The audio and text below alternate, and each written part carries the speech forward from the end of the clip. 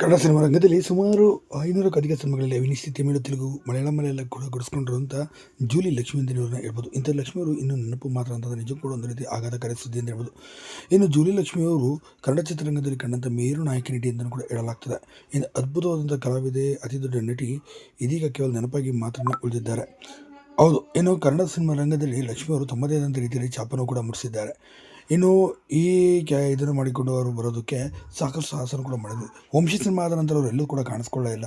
ಇನ್ನು 20 ವರ್ಷಗಳಿಂದ ಎಲ್ಲಿ ಹೋದಂತ ಸಾಕಷ್ಟು ಜನ ಅವರು ಹುಡುಕಿದ್ದೇ ಬಂತು ಅಂತ ಹೇಳ್ಬೋದು. ಏನು ನಟಿ ಜೂಲಿ ಲಕ್ಷ್ಮಿ ಅವರು ಚಿತ್ರರಂಗದಲ್ಲಿ ಕಂಡಂಥ ಮೇರು ಮತ್ತು ಅದ್ಭುತವಾದಂಥ ನಟಿ ಅಂತಲೂ ಕೂಡ ಹೇಳಲಾಗ್ತದೆ.